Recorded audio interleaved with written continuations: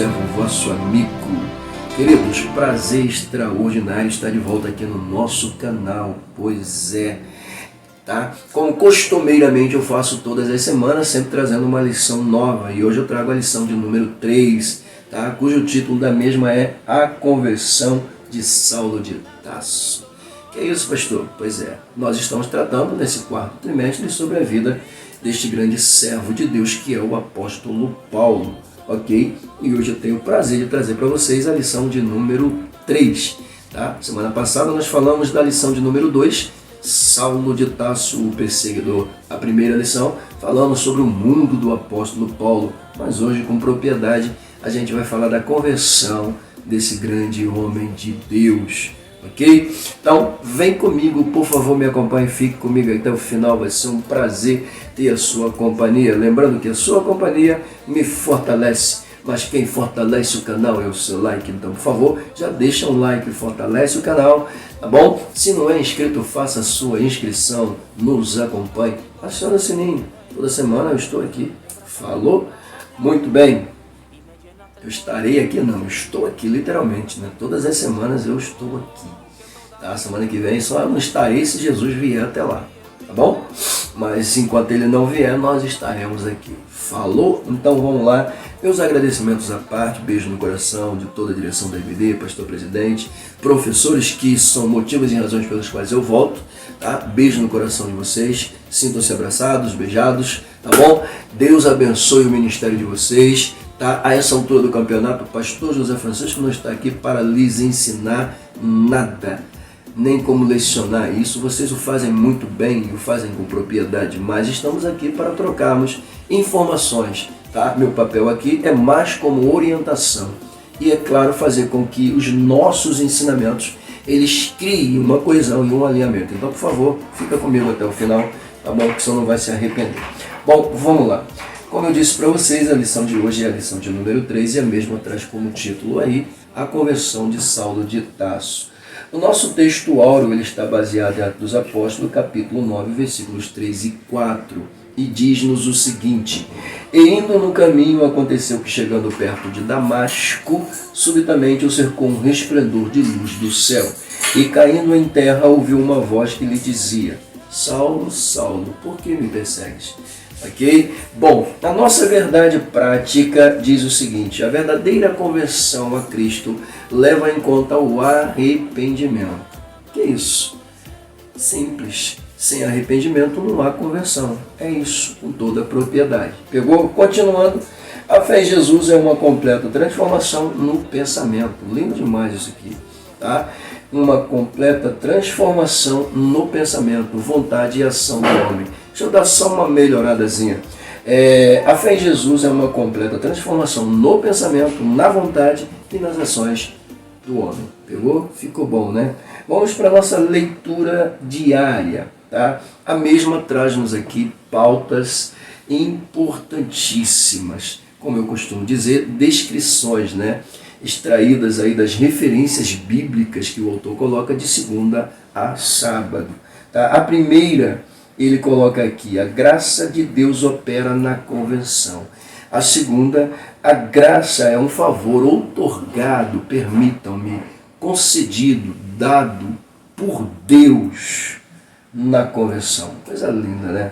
Bom, a terceira, a conversão é o despojamento do velho homem. Isso aqui é extraordinário, né? A quarta, a conversão é o revestimento do novo homem. E a quinta, tá? O Espírito Santo atua para o arrependimento na conversão. Para ser mais exato, na hora da conversão, né? Lindo demais isso aqui. A conversão manifesta a tristeza pelo pecado, é a última descrição que ele apresenta. E aqui, muito claramente, a gente percebe que o mesmo fez alusão por 6 vezes da palavra conversão. 2 vezes ele falou da palavra graça e somente uma ele falou de arrependimento. Poxa, pastor, só uma? Mas vamos melhorar aqui. Sem arrependimento não há conversão. Sem arrependimento não há manifestação da graça. Logo eu entendo que para ter a minha vida mudada, eu preciso me arrepender dos meus pecados, tá? De tudo aquilo que é ruim para a minha vida.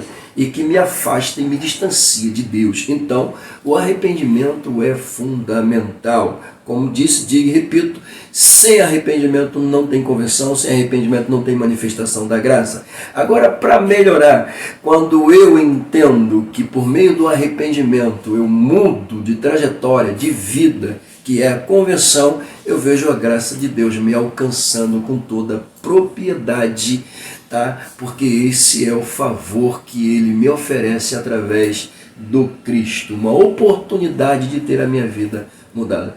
Viu como é bonita? Mas vamos para a nossa leitura bíblica em classe, tá? A mesma está pautada em Atos dos Apóstolos, capítulo 9, versículos de número 1 a 9. Agora entenda isso aqui, tá? A leitura em evidência, eu não vou ler aqui os versículos para você, mas eu vou deixar uma pauta aqui, tá? Se você quiser usar, você fique à vontade, da seguinte maneira.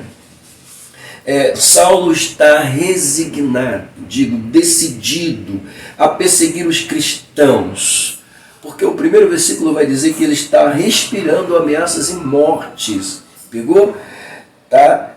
Ameaças e mortes, e se lança devidamente autorizado pela cúpula religiosa, versículo 2, tá? Chegando no caminho da região escolhida por ele, Damasco, tá? O mesmo vai ser surpreendido pelo Senhor Jesus, atônito, ou melhor, atordoado com a experiência do resplendor e da poderosa voz de Jesus vindo ao seu encontro, o mesmo mostra sua debilidade e se predispõe a fazer o que o Senhor quisesse. Lindo isso aqui, né? Maravilhoso. Ok? Terminando então, o mesmo foi orientado por Jesus a aguardar, tá? E o último versículo eu quero ler com vocês, o autor registra aqui, tá? No livro de Atos, dizendo: e esteve 3 dias sem ver, e não comeu e não bebeu. Pegou? Isso aí é a leitura. Fique à vontade, se gostou, use. Falou? Vamos para os objetivos. Bom, geral diz o seguinte: devemos asseverar, e eu digo assegurar, que a salvação é por meio da graça acompanhada de arrependimento e fé do pecador. Coisa linda isso aqui, né? Então aqui com muita propriedade a gente vê que, tá, a salvação ela vem por meio da graça, favor imerecido, mas a pauta principal é o quê? O arrependimento. Lindo demais. Bom, objetivos específicos. 1. Apresentar a conversão de Saulo como ato da graça. 2. Relacionar a conversão de Saulo com a doutrina bíblica da conversão. E 3. Elencar 3 faculdades interiores que são transformadas na conversão. Lindo, né? Maravilha. Bom, saindo então aqui dos objetivos específicos, detalhe, o número 3 aqui, elencar 3 faculdades. No interagindo com o professor, ele já nos traz aqui uma ideia, tá, dessas 3 faculdades que são atingidas quando Jesus entra em evidência na vida de Saulo, propriamente na vida do pecador quando se encontra com Jesus. Ok? Vamos lá. Bom, deixando então a pauta do autor bem sucinta para a gente ter uma compreensão mais clara, tá? O encontro de Saulo com Jesus, ele coloca Paulo, tá? Mas o encontro de Saulo com Jesus, segundo o autor, atingiu 3 áreas facultativas da sua mente, tá? Eu digo da sua mente, do seu comportamento, da sua vida de uma certa forma, né? Por quê, pastor?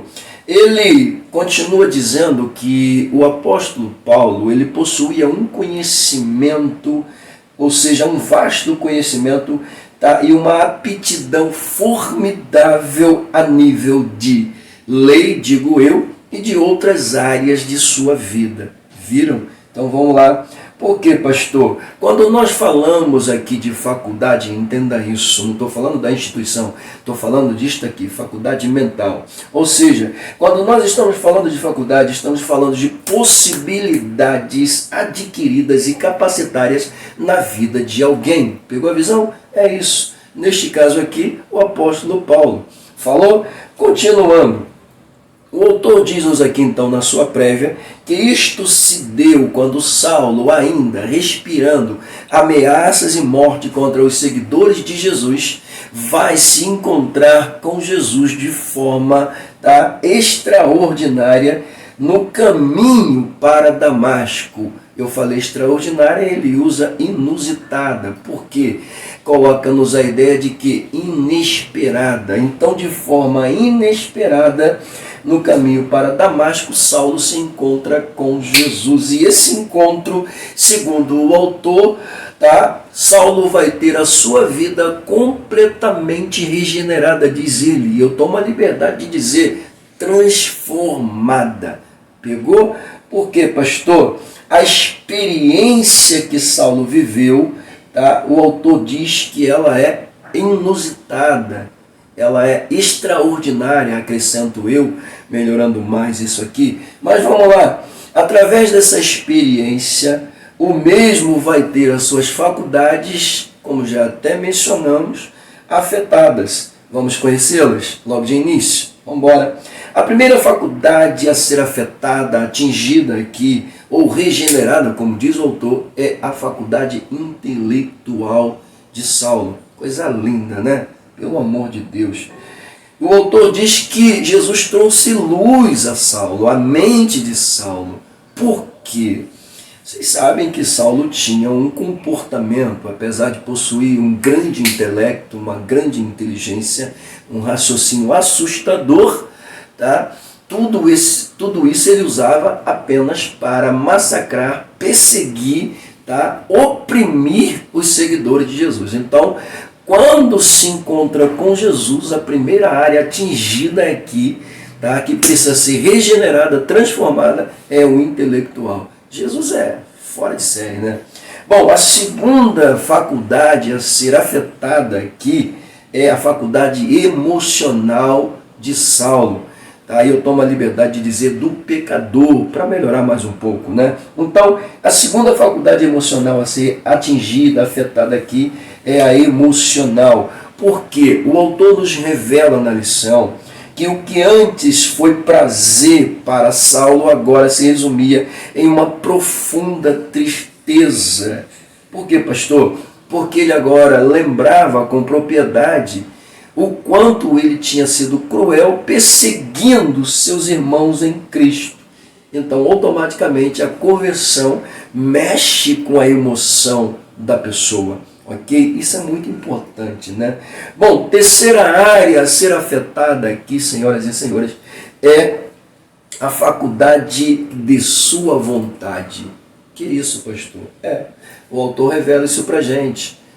Quando a gente entra dentro da área da psicologia, da psicanálise, a gente consegue entender isso aqui de uma forma muito mais clara, né? O meu pastor presidente que o diga, com certeza isso aqui ele tem um entendimento muito melhor dentro dessa razão. Mas isso aqui é uma verdade, tá bom? Isso aqui é uma verdade importantíssima, tá? Terceira área afetada, atingida, é a faculdade de sua vontade. Sim, esta foi literalmente tocada por Jesus. Coisa linda, né? Logo de início, qual é a primeira coisa que ele responde, né? Primeiro ele pergunta, quem és, Senhor? Né? E depois a segunda indagação que ele faz é, o que o Senhor quer que eu faça?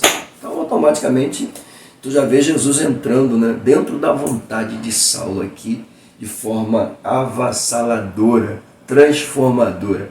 Porque o autor revela para a gente que o desejo do apóstolo Paulo agora, estamos falando de vontade, então o desejo do apóstolo Paulo agora era desgastar-se e gastar-se totalmente pela causa do Evangelho. O que antes para ele era importante, já não fazia mais nenhuma diferença, porque o que mais importava, segundo o autor, para ele agora era apregoar, pregar, divulgar, proclamar, né, o Cristo ressuscitado, tá? Como ele diz aqui, o Cristo crucificado, tá? Que ele odiou tanto, negou tanto, brigou tanto por não aceitar, agora está pregando.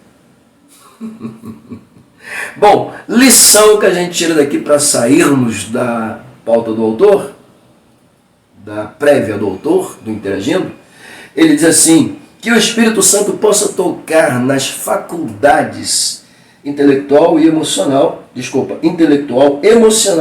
e da vontade dos nossos alunos. Deixa eu dar uma melhorada nisso aqui. Vamos lá. Que o Espírito Santo possa tocar nas faculdades intelectuais, emocionais e vontade de nossos alunos. Pronto, ficou melhor, né? Que Deus te abençoe.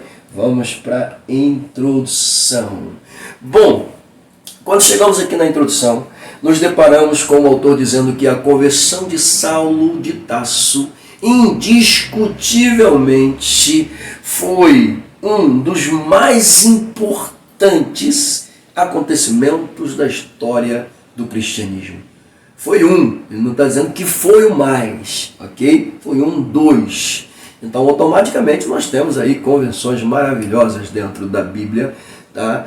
Como assim, pastor? Na primeira pregação de Pedro, quase 3.000 almas se converteram. Que coisa mais bonita do que isso, tá? E a descrição do autor, Lucas, continua dizendo que a cada dia acrescentava o número daqueles que haveriam de se salvar. Então, a salvação sempre é algo extraordinário, sempre deixa marcas maravilhosas na vida de quem sofre a experiência. No caso de Paulo, por exemplo, aqui, é com certeza, tá, das conversões mais impressionantes que a gente vê dentro da história da igreja. Lindo demais.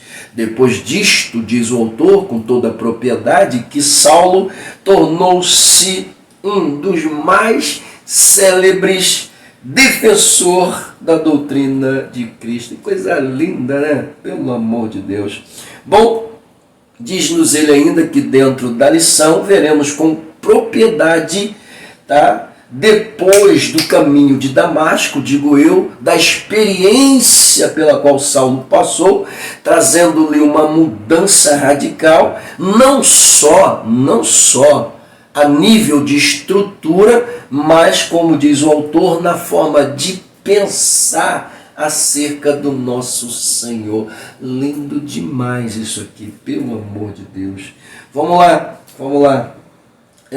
Sim, diz o autor, Jesus, de um modo poderoso, chamou a razão e o entendimento de Saulo, pega isso aqui, chamou a razão e o entendimento de Saulo por meio da impactante experiência sobrenatural que o mesmo veio passar. Pastor, o senhor mudou a introdução. Não, eu melhorei a aplicação, é isso, ok? Sim, entenda isso aqui, que o mesmo vivenciou com Jesus, como diz o autor, tá bom? Então, é isso aqui, querido. Muito bem, vamos lá. Antes da gente terminar aqui a introdução, eu coloquei assim, concluindo a introdução, então, vê-se com clareza que Cristo foi quem tomou a iniciativa de se apresentar a Saulo. A gente vai ver isso na lição, é lindo demais. Jesus, o texto nos revela, a leitura bíblica, né, revela isso com muita propriedade. Saulo está indo, cheio de ódio, cheio de como diz o autor, como vai dizer o autor, movido por uma coragem irracional, ele está indo. Quem é que vem ao encontro dele? Jesus. Coisa linda demais. Quem é que vai falar com ele? Jesus. Meu Deus. Então, quem toma a iniciativa de ir ao encontro de Saulo, parar Paulo, deter Paulo, é Jesus. A gente vai ver por quê, tá bom? Calma aí, deixa eu sair da introdução. Bom, a última parte aqui da introdução, eu tomei a liberdade de fazer também mais algumas mudanças, né? Porque o autor vai dizer assim: e depois disso, literalmente, Saulo respondeu com arrependimento e fé. Pega isso aqui. Ele está dizendo que depois dessa experiência, Saulo respondeu com arrependimento e fé. Olha só, particularmente, José Francisco, tá? Diria que ele não respondeu com arrependimento e fé, somente não. Eu digo que ele respondeu com tremor e temor, porque essa foi a realidade dos fatos. Tá? Então eu diria que com temor e tremor ele respondeu rapidamente ao Senhor. Falou, não estou mudando aqui o argumento do autor, pelo contrário, também não estou discordando dele, não. Estou corroborando com a ideia dele, colocando que o mesmo respondeu com temor e tremor com toda a propriedade, porque o contexto me revela isso. Temor e tremor. Falou? Por quê, pastor? Porque esta é a realidade dos fatos quando você lê a cena, ou quando você olha para a cena. É isto que você percebe. O quê? O que estava acontecendo naquele ambiente entre Saulo e Jesus estava deixando Saulo atônito, atordoado, temeroso, tremendo. E aí ele vai responder somente com arrependimento e fé? É ruim. Ele vai responder também com temor e tremor diante da cena. Aquilo causou nele pavor, medo, atônito ele ficou, atordoado ele ficou. Ok? É isso aqui, querido. Meu Deus do céu. Por quê, pastor? É mais lógico, é mais racional perceber nitidamente que o temor, tá? O temor que se acarretou sobre a vida de Saulo na cena foi o real motivo dele se colocar na posição e perguntar: o que queres que eu faça, Senhor? Olha só, olha só. Sabe o que eu percebo aqui? Ele vai se tornar um defensor audacioso, tá, da doutrina de Cristo. Ele vai ter agora o seu desejo mudado. Tudo o que ele mais quer é continuar pregando com ousadia o Cristo crucificado. Pega isso aqui. Ele era contra a doutrina, ele não queria saber do Cristo, ele lutava contra o Cristo. Havia dentro de Saulo uma resistência, tá, assustadora. Tanto é que o motivo pelo qual Estevão é morto é justamente por causa disso. Literalmente a gente vê, tá, que Estevão ele não era, ou seja, ele não era convencido por ninguém. Ninguém conseguia vencê-lo, para ser mais exato, desculpa. Ninguém conseguia vencer Estevão em uma discussão, porque o mesmo, além de exímio, como vimos na semana passada, teólogo, historiador, conhecedor nato, ele era possuidor, tá, de um ardoroso fervor por ser cheio do Espírito Santo. Isso o qualificava. Então, automaticamente, quando Estevão é apedrejado, eu vejo, tá, um Saulo tentando resistir ao que era irresistível. Tá? E a única forma que ele achava de ter esse sentimento dentro dele era justamente perseguindo e acabando com os crentes. Só que agora, diante de Jesus, ele vai automaticamente tomar uma iniciativa assustadora, rápida, instantânea. O que o Senhor quer que eu faça? Calma aí. Por que tão depressa ele responde isso para Jesus? Ele poderia simplesmente continuar resistindo. Não sei quem é o Senhor. Ele poderia. Por que de repente ele muda de atitude? Deu para entender? Então eu vejo aqui Saulo resistindo contra ele mesmo, algo que já estava com certeza ardendo no coração dele, mas ele não queria aceitar. Ele queria acabar com os crentes para talvez ser livre disso que estava dentro dele. E digo mais ainda, quando ele foi pedir carta para perseguir, tá, Gamaliel orientou ele para ele tomar cuidado, porque ele poderia estar fazendo uma coisa que poderia ser certa.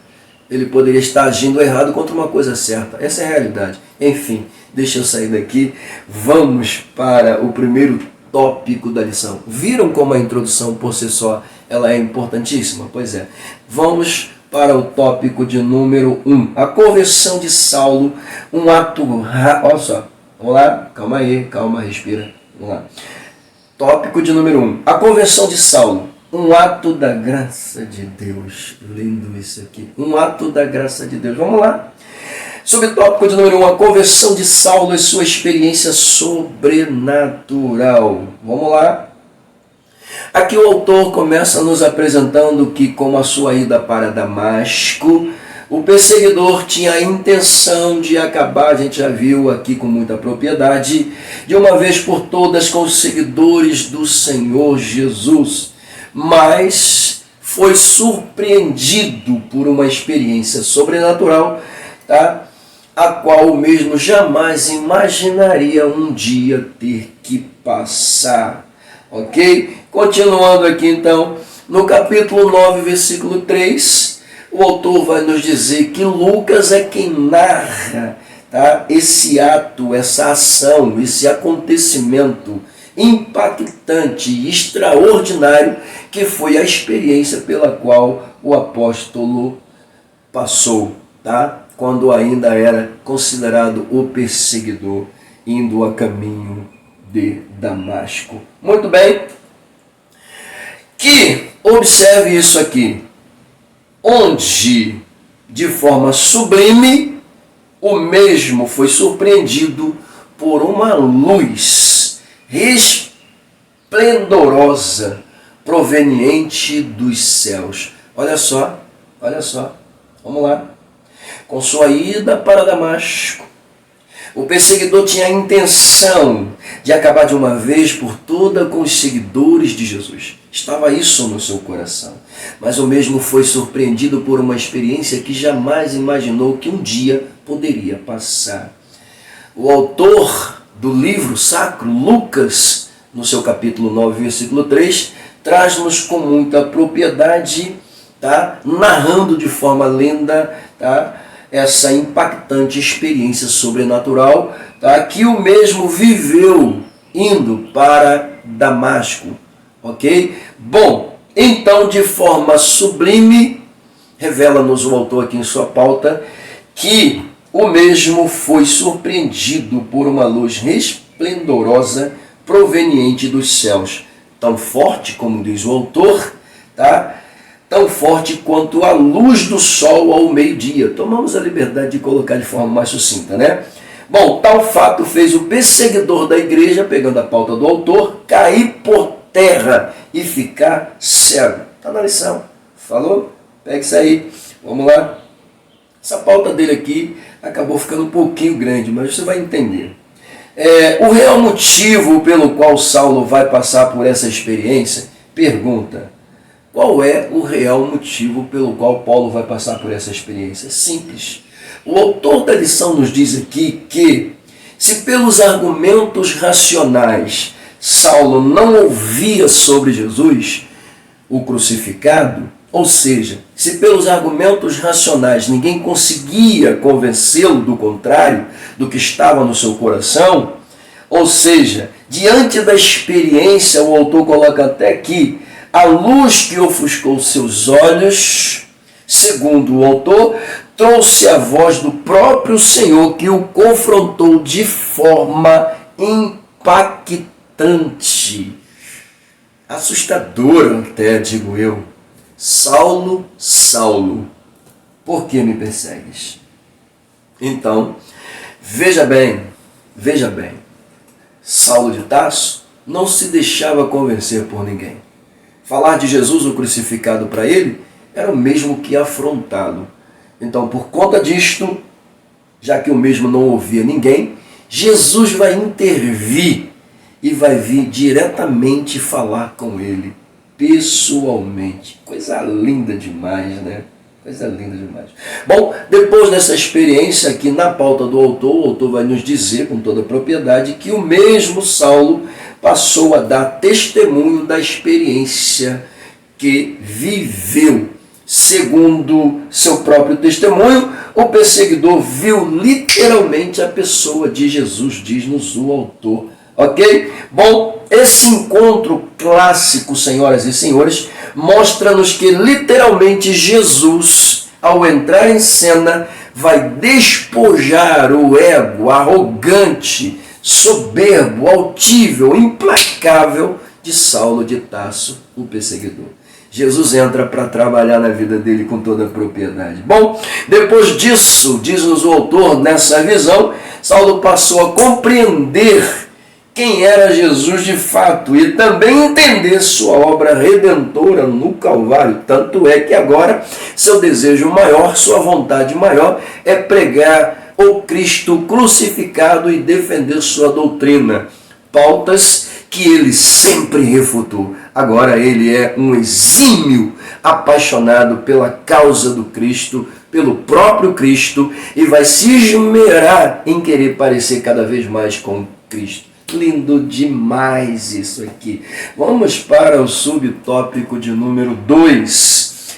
Bom, aqui eu achei muito bonito a descrição do autor, porque ele diz a iniciativa de Jesus para transformar a mente de Saulo. Olha que coisa linda, né? A iniciativa de Jesus, o encontro clássico entre Jesus e Saulo, tem como objetivo mudar o comportamento, o pensamento, as atitudes de Saulo de Tarso. Porque Jesus, quando entra em cena, diante do resplendor que faz Saulo cair por terra, a voz impactante de Jesus o chama a atenção. Saulo, Saulo, por que me persegues? Ele responde, quem és, Senhor? Com uma outra indagação. Jesus então traz uma afirmação. Eu sou Jesus a quem tu persegues. E duro será para ti recalcitrar contra os arguilhões. Ele atônito, atordoado, temeroso, espantado, assustado. Tudo que eu posso aqui colocar sobre a vida dele nesse momento, ele vai responder, o que queres que eu faça, Senhor? Oh, meu Deus do céu, lindo demais, tá? O impacto, senhoras e senhores, diz o autor, da visão resplandecente no caminho para Damasco, tomou Saulo de Tarso de surpresa. Como eu disse, ele foi surpreendido por Jesus, lindo demais, tá? Bom, mas o que estava levando Saulo para Damasco, pastor?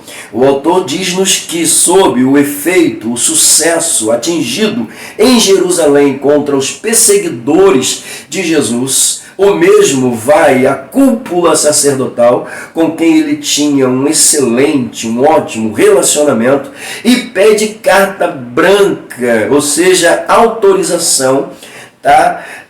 Da cúpula religiosa para se dirigir à cidade, à região, melhor dizendo, à região de Damasco, ir nas sinagogas e prender os seguidores de Jesus, ok? E trazê-los para Jerusalém, quer fossem homens, quer fossem mulheres. Estava no seu coração, tá?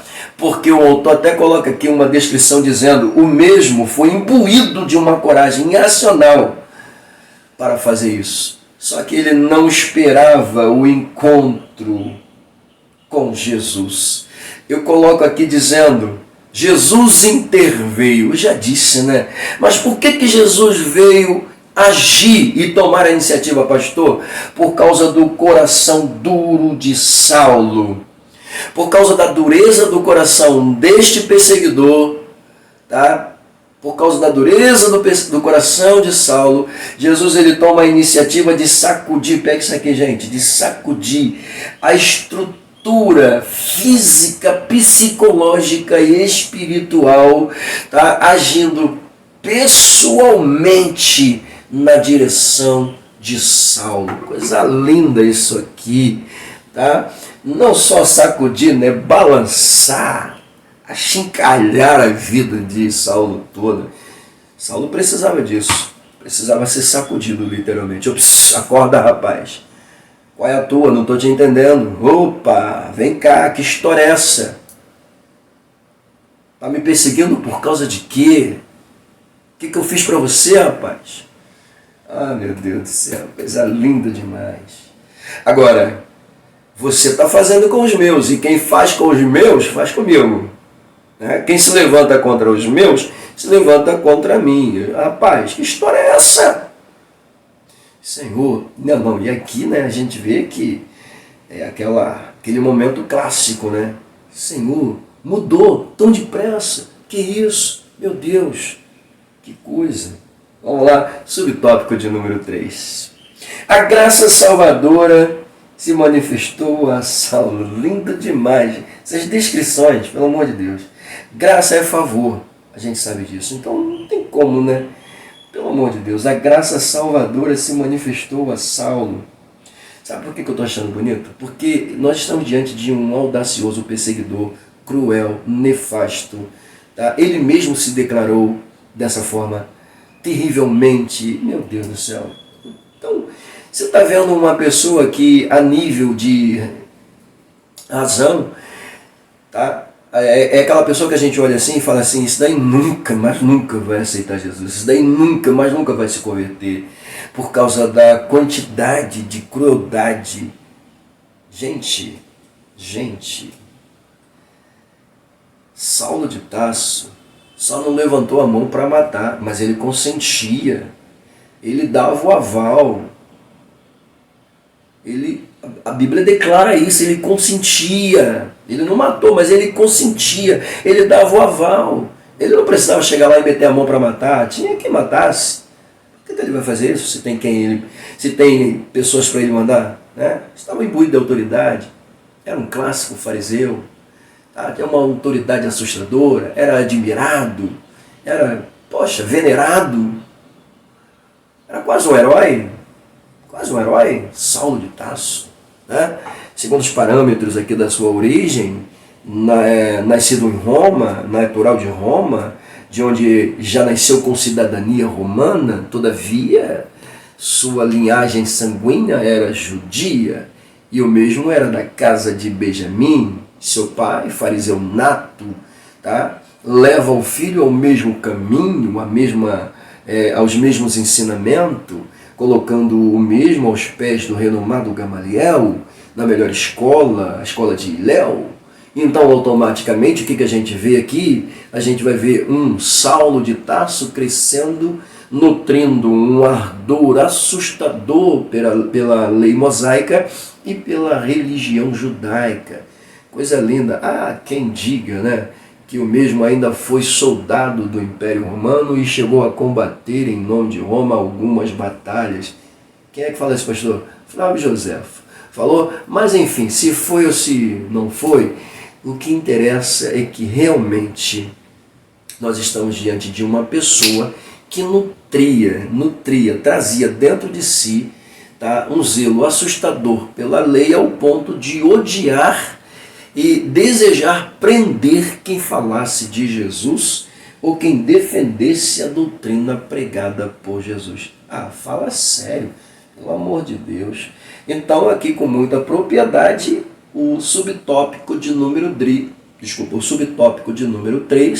tá, mostra a graça salvadora, tá, se manifestando na vida de Saulo. Pergunta, o que é graça, pastor?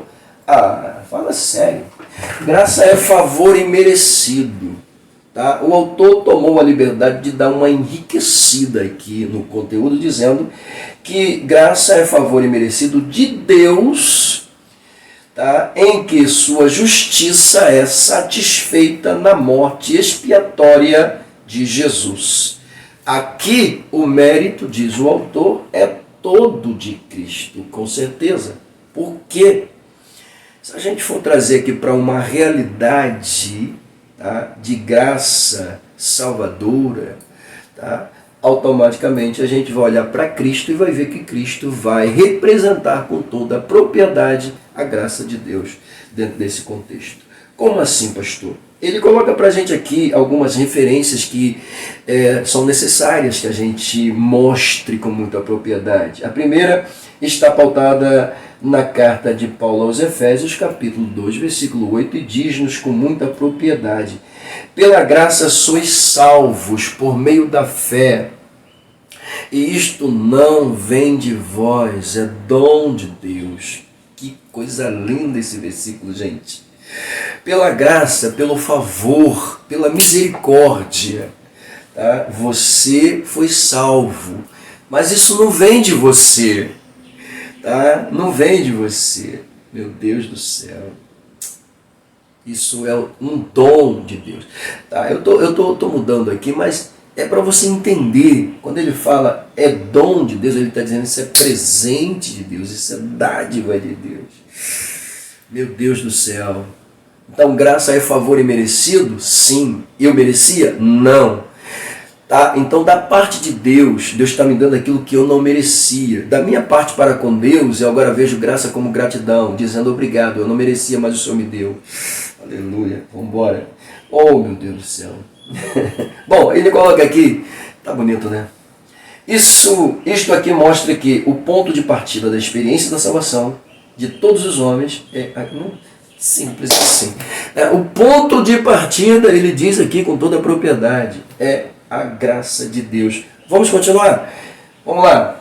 Porque a graça de Deus se há manifestado, trazendo salvação a todos os homens.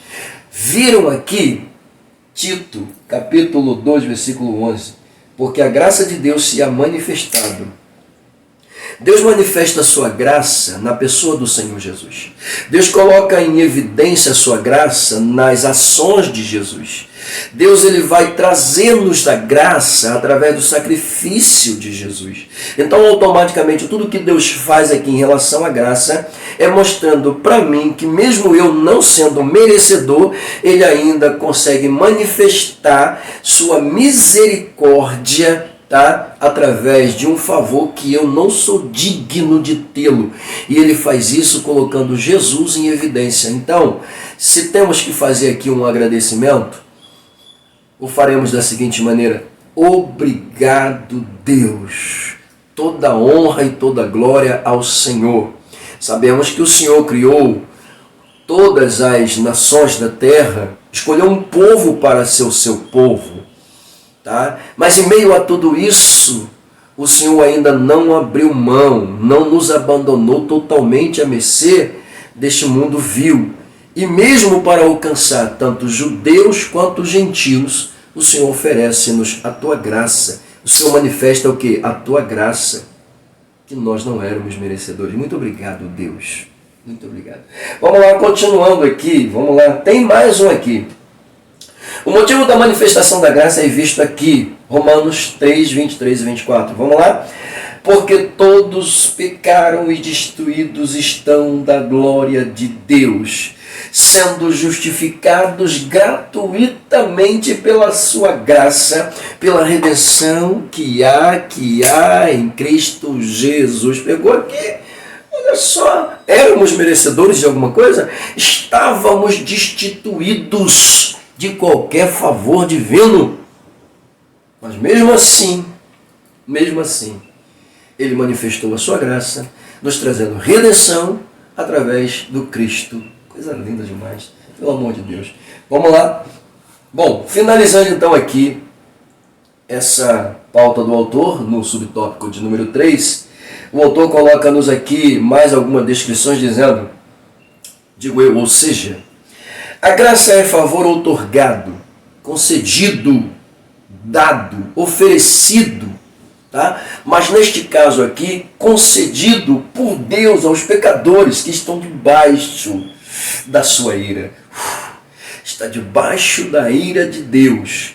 Mesmo estando debaixo da ira e da condenação, Deus oferece uma oportunidade de arrependimento. Meu Deus do céu, coisa linda. Finalizando então aqui a pauta do autor, o mesmo vai dizer, fica evidente, e tomamos a liberdade de deixar um pouco mais sucinto, que a conversão de Saulo foi mais do que um convencimento intelectual sobre Jesus, pauta dele, meu Deus do céu. Ela foi fruto da obra regeneradora do Espírito Santo em sua vida, levando-o a confessar que Jesus era o Senhor e Salvador de sua vida. Pega isso aqui, olha o que ele está dizendo aqui, levando-o, né, a reconhecer. Então, neste caso, a gente traz literalmente para a vida daqueles que agora alcançaram Jesus e entenderam isso aqui. Tá bom? Então, acredito que de forma rápida e assustadora, Saulo ele vai ter um entendimento. Calma aí, eu lutei muito toda a vida, e agora ele aparece para mim. Eu simplesmente refutei ele das melhores maneiras possíveis. Quem sabe, né, ele não usou os melhores argumentos da lei, e até ele tinha. E tinha pauta para isso. Não. Quê? Morreu aonde? Na cruz romana? Vocês estão loucos? Quem vai para a cruz já é ladrão, salteador. Que história é essa? Não, o quê? Está escrito na lei aqui. Você não conhece a lei, não? Está escrito na lei. Quem vai para madeira é o quê? Maldito. Que história é essa? Que papo é esse? Não, negativo. Refutou. De todas as formas. De todas as maneiras. Só que agora, quando Jesus entra em contato com ele, o Cristo crucificado era o Senhor mesmo, não é? Eu combati tanto, eu persegui tanto, eu até permiti a morte de alguns. Ai, Jesus, meu Deus, Jesus é lindo, meu Deus do céu. Vamos lá, deixa eu ir para o tópico de número 2. Saulo e a doutrina bíblica da conversão. Vou correr. Vamos lá, eu tenho uma missão, vou correr. Bom, subtópico de número 1, a conversão começa no arrependimento. Subtópico de número 1, a conversão começa no arrependimento. Bom, aqui o autor coloca na sua descrição dizendo que a palavra arrepender-se, no grego bíblico, é metaneu, ou metanoia, para ser mais exato, que significa pensar de maneira diferente, sentir remorso, diz ele, uma disposição interior para mudar. Vamos dar uma melhorada, né? Uma predisposição para mudar. Tá? Metanoia por si só significa nada mais nada menos, vamos lá com calma, significa nada mais nada menos que mudança de mente. Ok? Então, automaticamente aqui a gente vê que a palavra arrependimento está ligada à metanoia, ou metaneu, como ele diz aqui. Enfim, por quê, pastor? É o desejo de mudar. Metanoia é a mudança no pensamento, é a mudança, tá, na forma de interagir. Totalmente. Lindo demais isso aqui, pelo amor de Deus. O autor continua dizendo, no Novo Testamento, arrepender-se traz a ideia de tristeza pelos próprios pecados acompanhada de um desejo de corrigir o rumo. Vamos lá. Ele diz-nos aqui com muita propriedade que a palavra arrepender-se traz a ideia, nós falamos isso aqui, né? Traz a ideia de tristeza pelos pecados. É quando o elemento chega a um ponto em que o seu pecado automaticamente já não consegue lhe trazer nenhuma satisfação, já não consegue promover nele nenhuma alegria, e ele então deseja mudar, porque ele chega a um ponto de se entristecer, e é aqui que ele quer mudança, ok? E essa mudança, com toda a propriedade, ela vai começar justamente aonde? Aqui, tá? Aqui. O autor coloca para a gente aqui dizendo, é a mudança da mente que induz a correção de caráter. Se eu mudo aqui, eu mudo o meu caráter. Ok? Então aqui eu desenvolvo toda uma estrutura em relação ao meu caráter quando eu resolvo mudar aqui. Pegou? Então, mudança de caráter e de conduta moral. Pense num Saulo que tinha um pensamento audacioso, como diz o autor, movido por uma coragem irracional, tá? O mesmo está indo perseguir os cristãos. E agora, ao lidar com Jesus, sua conduta moral vai ser alterada. O seu caráter também vai ser modificado. Isso é lindo demais. Lindo demais. Mas entenda, é a mudança de mente. Mas quando se tem um coração contrito em evidência, porque aqui a gente vai começar a entrar na parte emotiva, tá? Então, quando se tem um coração contrito, desejoso de mudar, isso ajuda muito na mudança Na mudança da mente, na mudança do caráter, na mudança da moral, nas atitudes, ajuda muito. Então, mesmo tendo esse desejo aqui, o coração também ele vai palpitar querendo essa mudança. Então, quando tem-se um desejo de mudança de atitude quanto ao comportamento da vida cotidiana, o autor continua dizendo, automaticamente, para que isso venha realmente acontecer, eu preciso acreditar que para entrar, mudar minha mente, mudar meu coração, tá? Eu preciso das ações sobrenaturais do Espírito Santo. Como assim, pastor?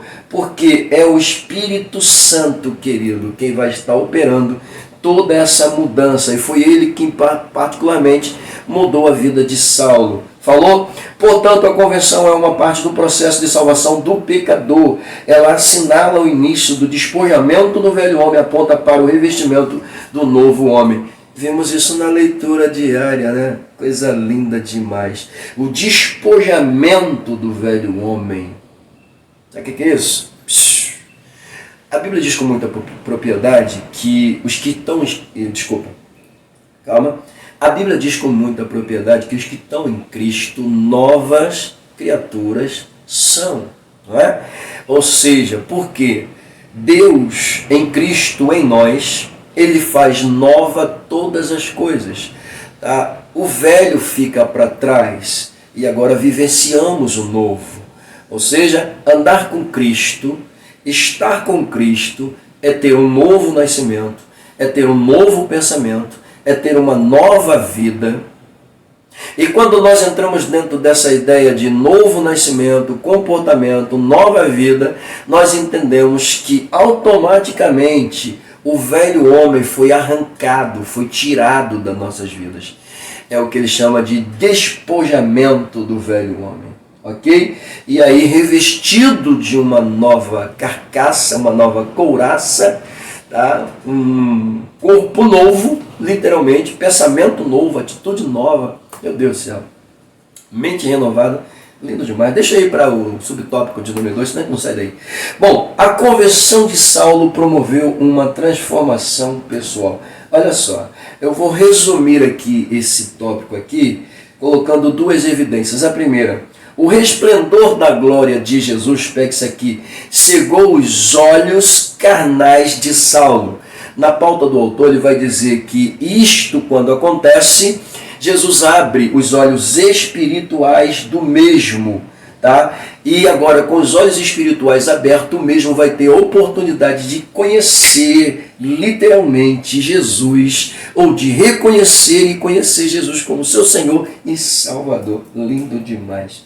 Bom, 2, ou segundo, a experiência sobrenatural, que já falamos tanto sobre ela aqui, que o mesmo viveu, tá, o fez indagar a Jesus sobre o que ele deveria fazer. Tá? Aqui o autor até coloca uma pauta dizendo que, de uma forma egoísta e individualista, diz ele, Saulo demonstra agora a completa resignação à vontade soberana de Cristo. Parece até que, realmente, não, fala sério. Eu me fiz essa pergunta. Como é que pode? O homem está resoluto, está decidido. Eu vou pegar, eu vou prender. Entendeu? Se não vier, a gente manda matar, não tem problema. O homem estava resoluto, estava decidido. Volto a citar aqui a coragem irracional dele. Movido pelo sucesso alcançado em Jerusalém, quer ir perseguir em Damasco, e aonde quer que fosse. Que coisa! E nesse encontro clássico, de repente, de uma hora para outra, assim do nada, Senhor, o que queres que eu faça? Eu falei, calma aí, que história é essa? Penso como ele, parece até que realmente, né? Ele estava lutando contra uma coisa dentro dele que ele não conseguia aceitar, que era reconhecer de fato que Jesus era o pregado, o anunciado, e que essa doutrina dita, apregoada também era real e verdadeira. Ele lutava contra isso. Só que agora, tá, de uma forma completa, demonstra essa resignação, como diz o autor. Vamos lá. Vamos lá. Subtópico de número 3, fechando aqui logo então o segundo tópico da lição. A conversão faz parte da doutrina bíblica da salvação. Rapaz, ficou grande. Vamos lá. Aqui nós temos algumas pautas que o autor apresenta para a gente. O choque da experiência sobrenatural. O que é isso? O resplendor de luz. Tá? O mesmo afetou não só os olhos, mas transformou a mente de Saulo. Tá? Levando, diz o autor, mesmo a conhecer e reconhecer Cristo, que outrora, que antes havia rejeitado, mas tanto. E o que é mais assustador, ele agora está diante de quem ele perseguia, de quem ele odiava, de quem ele detestava, escolhendo ele como apóstolo, enviando ele como apóstolo, fazendo dele um canal. E Jesus deixa isso muito claro, né? Quando pega o seu servo Ananias e manda ir até onde Saulo estava, ele declara com muita propriedade, dizendo: porque este é para mim um vaso escolhido, e eu lhe mostrarei o quanto irá padecer pelo meu nome. Atos 9:15. Ok? Lindo demais. Bom, como vemos, a verdadeira conversão, já falamos um pouco sobre isso, é a que nasce da insatisfação. Olha só, insatisfação. O que leva o homem a mudar de atitude, literalmente, de comportamento, de pensamento, de tudo. É justamente quando o mesmo está insatisfeito com aquilo que lhe provoca não mais alegria, não mais satisfação, mas simplesmente dessabor e tristeza, desgosto, para ser mais exato. Então, quando o pecado começa a levar o homem para o lado do desgosto, da insatisfação, da tristeza, é porque o mesmo já está caminhando para uma direção de uma conversão verdadeira. Ok? Maravilha. Muito bem. É também, diz o autor, o reconhecimento de que o homem precisa dar meia volta para Deus. Ok? Isso aqui é muito bonito, né? Quando o pecador reconhece, tá, e dá meia volta para Deus, isso aqui é lindo demais. Observe que Saulo vai dar essa meia volta rápido demais, né? O que queres que faça, Senhor? Mas os 3 dias alocados dentro da cidade, cego, sem comer e sem beber, foi tempo suficiente para ele colocar em ordem os seus pensamentos e fazer uma avaliação toda própria, tá, de tudo que ele viveu, passou, provocou, promoveu, e agora, tendo a oportunidade de ouvir Jesus falar diretamente com ele e o deixá-lo cego, abatido. Isso aqui vai mudar totalmente o caráter de Saulo. Isso é lindo, meu Deus do céu. Bom, mas entenda uma coisa. Segundo o autor, é uma mudança que tem raízes na obra regeneradora do Espírito Santo. Deixa eu entender isso melhor, pastor. Por quê?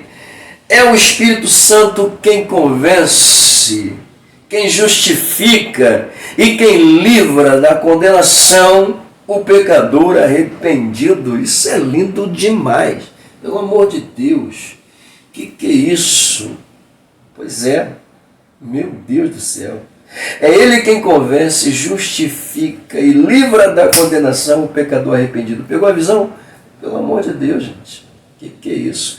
A obra da redenção é a conversão que mostra manifestação externa. Vamos lá. Diz ele.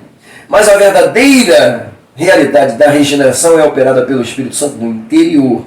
Externamente eu mostro mudança, né? Testemunho, caráter, forma de se comunicar, tudo isso é visto no lado externo. Porém, a verdadeira mudança, tá, ela não só mostra o externo, mas o que está dentro. Começa aqui dentro. E vou te dizer mais, se a mudança não acontecer dentro, aqui fora você pode parecer, aqui fora você pode até demonstrar, aqui fora você pode até se trajar, se transvestir de crente, mas o teu interior vai mostrar que não há mudança nenhuma. Então, quando há uma mudança lá dentro, o exterior por si só, ele mostra isso com toda a propriedade. Ok? Meu Deus do céu, que é isso? Vamos lá, deixa eu continuar aqui. Bom, mas a verdadeira regeneração é operada pelo Espírito Santo no interior do homem. Como diz o autor, isto implica mudança de pensamento, vontade e ação. Coisa linda demais. Ok? E ele continua dizendo que essa mudança, ela altera todo o curso da vida do pecador. Pegou a visão? O caminho que antes você trilhava, você não trilha mais. O que antes você fazia, você não faz mais. A gente vê isso com toda a propriedade na vida do perseguidor. Quando o perseguidor, ao encontro de Cristo, tá? Ele reconhece qual é o desejo dele. Gastasse e desgastasse pela causa do Evangelho. Sabe o que me lembra isso aqui? Me lembra ele chegando numa reunião de crentes, os crentes tudo orando, tal, Ágabo no meio, utilizando o cinto dele, se prendendo, se amarrando, perguntando para os irmãos, de quem é isso aqui? E os irmãos dizendo, é de Paulo. E quando Paulo entra, logo em seguida, os irmãos começam a tentar, mudar o seu pensamento, porque ele ia para Jerusalém. E os irmãos começam a dizer, Paulo não vai, tentam atingir o coração, o emocional de Paulo, só que ele responde, eu não só estou disposto a ir, como a morrer pela causa. Pelo amor de Deus, gente. Olha só, que é isso? Isso é forte demais. Pelo amor de Deus. Está disposto a morrer pelo Cristo? É o que a gente vê, né? É o que a gente vê. Semana passada nós falamos sobre o quê? Perseguição. Quando a gente vê nossos irmãos sendo perseguidos, maltratados, a gente para e pensa, poxa, será que a minha geração... Ou será que a geração atual está pronta para sofrer isso? Está nada. Está não. Entendeu? Mas a gente vai continuar orando pela igreja perseguida. Temos que continuar orando pela igreja perseguida. Ok? São muitos Saulos que ainda existem por aí, tá? Esbravejando ódio contra os escolhidos do Senhor. Ok? Mas vamos permanecer firme como Paulo, depois de conversa, permaneceu, ok? Ele antes perseguia, maltratava, violentava, assustava, levava medo e pavor. Agora, quem passa pelo vitupério é ele. Quem sofre as agruras é ele, mas ele se sente grato. E declara com toda a propriedade, como bom soldado de Cristo Jesus, ele combateu o bom combate, mas guardou a fé. Acabou a carreira, mas guardou a fé. Coisa linda isso aqui. Vamos lá. Fiquem à vontade, deixa eu ir para o tópico de número 3, porque nós já temos 1 hora de gravação e eu pretendo terminar isso aqui rápido. Bom, tópico de número 3, as 3 faculdades interiores transformadas na convenção. Coisa linda, né? Fizemos aquela prévia lá em cima, no Interagindo com o Professor, e aqui, propriamente, o autor traz para a gente. A primeira faculdade, tá? No subtópico de número 1, é a faculdade intelectual, falando sobre ela. Deixa eu dar uma melhorada nisso aqui. O autor começa a sua descrição dizendo, nesse campo da alma, pega isso aqui, nesse campo da alma o homem muda o seu modo de pensar e reconhece sua condição de pecador. Tá? Ele diz aqui, a Bíblia chama isso de conhecimento do pecado. Coloca-nos a evidência aqui de Romanos 3,20, onde escrito está, por isso nenhuma carne será justificada diante dele, pelas obras da lei, porque pela lei vem o conhecimento do pecado. Lindo demais isso aqui. Mas eu coloquei aqui uma pauta para ajudar meus lindos perfumados e perfumadas professores e professoras. Alma ou personalidade? Na visão bíblica, a alma tem a ver com personalidade de uma certa forma. Mas vamos lá. A alma é a sede da vida intelectual. Olha só, desculpa, a alma é a sede, a alma é a sede da vida intelectual, emocional, volitiva, espiritual que há no homem. Pegou? Então pega isso aqui. Ela depende do corpo para se expressar e vice-versa. Esta independência entre a alma e o corpo, tá? A Bíblia chama de homem interior, ok? Nós temos aqui uma pauta em 2ª carta de Paulo aos Coríntios, capítulo 4, versículo 16, que diz o seguinte, por isso, não desanimamos, pelo contrário, mesmo que o nosso homem exterior, esse daqui, se corrompa, o nosso homem interior se renova de dia em dia. Tá? Às vezes a alma é confundida com o espírito, né? Nós somos seres tricotômicos, possuímos um corpo físico, uma alma emocional tá? E um espírito racional. Dentro dessas três alusões, o espírito é a parte que me leva para perto de Deus e quer viver com Deus, porque ele sente necessidade, sede, vontade de Deus, ok? Haja visto que o mesmo provém de onde? Do céu, tá? Foi Deus que no ato da criação, tá, soprou na narina do boneco de barro, Adão, o fôlego de vida. Então esse fôlego de vida, ele vem diretamente de Deus, ok? Que é o nosso espírito. Pastor, e a nossa alma? A nossa alma é a parte emocional do corpo, ok? O corpo carnal, ele sente desejos, tá? Então a alma fica nesse campo aqui, entre a razão e o desejo. Tá? E para satisfazer um ao outro, às vezes, a carne, ela entra em briga violenta contra a parte espiritual. O apóstolo Paulo declara isso com muita propriedade. Há dois, né, gigantes se degladiando dentro do ser humano. A parte espiritual querendo fazer as coisas de Deus e a parte carnal querendo fazer as coisas carnais, materiais. Nessa briga fica a alma, tendendo para quem vai vencer. Ok? Muito bem. Agora veja isso, a alma é formada por três elementos. Não sei se eu estou sendo claro, mas vamos tentar, né? A alma é formada por três elementos: intelecto, sentimento e vontade. O que a gente viu lá na prévia? Isso aqui, com muita propriedade. O que Paulo, tá, está sendo, no momento da experiência, o que está sendo atingido em Paulo? Vamos lá, o intelecto, tá? O sentimento e a vontade de Saulo com muita propriedade. Então, qual é a intenção de Jesus quando se trata de alcançar o pecador? Atingir o seu intelecto, sua emoção, tá? O seu sentimento e a sua vontade. Pegou a visão? Vamos lá. Bom, eu trouxe isso aqui apenas para você ter um pouco mais de entendimento sobre essa área da questão intelectual. Mas eu coloquei aqui, ainda antes da gente chegar, porque ele usou aqui nesse campo. Então vamos lá. Intelecto é a parte pensante da alma. Pronto, isso aqui acabou com tudo agora. Intelecto é a parte pensante da alma, faculdade ou atividade pensante inerente à condição humana, inteligência, entendimento. Pegou a visão? Pelo amor de Deus. Por que Jesus quer atingir logo o intelecto? Atingindo o intelecto, ele atinge logo quem? A alma. Tudo que Jesus quer é o que? A alma. Então, a ação de Jesus é atingir quem? A tua alma, querido. Atingindo a tua alma, pronto.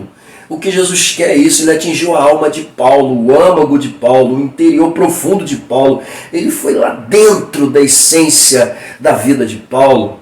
Ok? Isso é lindo demais. Então o intelecto é a parte pensante da alma, faculdade ou atividade pensante inerente à condição humana, inteligência e entendimento. Sim, queridos, é a faculdade cognitiva. Vamos lá. O que é isso? O processo ou faculdade de adquirir um conhecimento ou mais por meio do intelecto. Assim, então, o entendimento, o pensamento, o raciocínio, a decisão, o julgamento e o conhecimento são facultativos à mente de quem ousa aprender e buscar cada vez mais. Pegou a visão?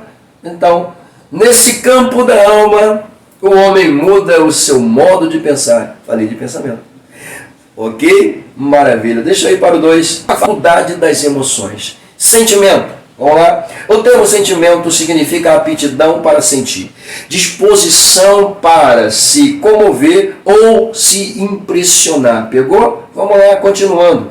Sensibilidade, disposição afetiva em relação às coisas de ordem moral ou intelectual. Afeto, amor, tristeza, pesar, dor e prazer, tá? Envolvem afeições e desejos da alma. Aqui o autor coloca dizendo, mas veja isto aqui, digo eu, a ele. Nesse campo da alma, o pecador experimenta uma mudança de sentimentos na vida interior, onde se manifesta a tristeza pelo pecado contra o santo e justo, contra Deus, né? Contra aquilo que é puro, aquilo que é verdadeiro. Aí ele coloca aqui, 2 Coríntios, capítulo 7, versículo 10, porque a tristeza, segundo Deus, opera um arrependimento para a salvação, da qual ninguém se arrepende, mas a tristeza do mundo opera a morte. Coisa linda isso aqui, né? Meu Deus do céu. Eu tenho até uma pauta sobre essa questão aqui, mas eu não vou colocar ela aqui não. Meu Deus do céu. Seria bom, né? Bom, no Antigo Testamento, o salmista Davi demonstra tristeza pelo seu pecado e roga por misericórdia. Salmo 51, versículo 1. Tem misericórdia de mim, ó Deus, segundo a tua benignidade. Segundo a tua benignidade, apaga as minhas transgressões, segundo a multidão das tuas... Meu Deus do céu, coisa linda demais. Vamos lá, subtópico de número 3, faculdade da vontade. Vamos lá, aqui ao subtópico de número 3, nós encontramos aqui faculdade da vontade. Bom, eu coloquei aqui uma pauta dizendo vontade é volição, vontade própria, faculdade do querer, do desejo, poder de escolher ou determinar, também livre-arbítrio. A vontade não atua sozinho. Isso aqui é mais interessante, né? Porque ela depende do intelecto, da influência do intelecto para agir e também das emoções da alma, ou melhor, das forças emotivas da alma para melhorar. Bom, depois desta explicação aqui, a gente entra dentro da pauta do autor e o mesmo vai dizer que se o homem está convencido em seu intelecto e sentimento a respeito do seu pecado, tome a liberdade de melhorar um pouquinho, está convencido do pecado e que o mesmo lhe faz mal e o distancia do Criador, a gente vê isso com muita propriedade, então resta-lhe agora exercer a vontade de mudar. Pega isso aqui, ok? Então, com propriedade, pegando a pauta do autor, o mesmo agora pode pensar, desejar, tá? O que deve ser feito para a glória de Deus. Isso que é lindo, né? Bom, aqui o autor coloca dizendo que o homem foi criado à imagem de Deus. Sendo criado à imagem de Deus, ele foi dotado com faculdade de escolher livremente o que ele quer. Ainda coloca-nos aqui a par dizendo que, infelizmente, o pecado, tá, faz separação entre a vontade do homem e a de Deus. Com toda a propriedade a gente vê isso. Tá? Porém, dentro da mesma pauta, ele coloca aqui a se deseja mudança, precisa entender, olha só. Então, quem realmente precisa mudança, precisa entender que quem vai lhe ajudar nesta empreitada é o Espírito Santo. Por quê, pastor? Porque é obra sua, é papel seu convencer o homem, tá? Do pecado, da justiça e do juízo. Isso aqui é obra dele. E ele vai fazer isso com muita propriedade. Ok? Bom, depois desse papel operado pelo Espírito Santo, então o homem agora, tá, com toda a propriedade, ele passa a fazer com que a sua vontade venha estar em sintonia com a vontade de Deus. Ok? Bom, ele vai terminar sua pauta aqui, tá, dizendo que a teoria do livre-arbítrio entra aqui em uma pequena disputa aos que aceitam e os que não aceitam, tá bom? Mas ele diz-nos que devemos refutar essa teoria, porque com o auxílio da graça divina, tá, e ajudado pelo Espírito Santo, o homem tem o direito de poder escolher, decidir e mudar de vida se quiser, claro, sim ou não. Tá bom? Aí dentro dessa pauta aqui, eu coloquei mais algumas alusões que irão nos ajudar a entender melhor isso aqui. Primeiro, eu preciso entender que a salvação é um processo de regeneração, tá? Logo, regeneração é um processo que espiritualmente chamamos de nova criação, porque visa literalmente a transformação da pessoa. Então, pegue isso aqui. Se o Espírito Santo vai agir na minha vida, vai mudar a minha vida, automaticamente ele vai gerar dentro de mim esse processo de mudança. Nós vimos aqui com muita propriedade já, né, que o nascer de novo, tá, isso proporciona vida nova, pensamento novos, atitudes novas, então automaticamente, tá, a regeneração está inserida aqui dentro com muita propriedade. Bom, mas vamos lá. Concluindo então aqui a pauta do autor juntamente com a minha, chegamos à conclusão dentro dessa área de dizer que estar regenerado, transformado, é tornar-se filho de Deus, é viver uma nova vida, como uma nova criatura, é não se conformar com o mundo, é procurar viver em verdadeira justiça para com Deus e em santidade, separado de tudo aquilo que nos distancia dele. Tá? A regeneração é necessária, pastor? Por quê? Porque sem esse processo transformador, a natureza humana é arredio, é incapaz, tá, de obedecer ou de agradar, tá, o Senhor, o Criador. Tá bom? Então, vejo aqui que Jesus ele entra na vida de Saulo para mudar tudo, e entra na vida do pecador para mudar tudo. Ele atua nas nossas vidas, tirando aquilo que às vezes ainda nos impede.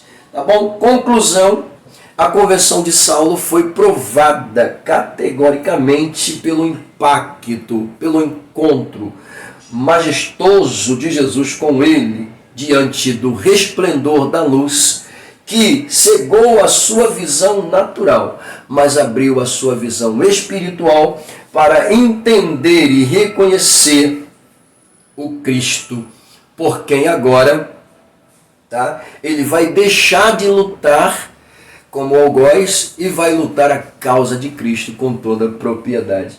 Tá? Ele ali, diz o autor, vai perceber que não dá para lutar com o Senhor.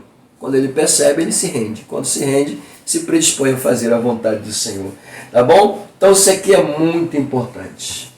Para finalizar, vimos, e aqui mais uma vez, o autor fala de conversão e fala de arrependimento, e com toda a propriedade eu volto a dizer que sem arrependimento não há conversão. Ok? Eu devo demonstrar confiança para ser transformado? Sim, claro. Isso a gente chama de fé. Fé para a salvação. Tá? Que Deus abençoe sua vida e até a próxima, em nome de Jesus.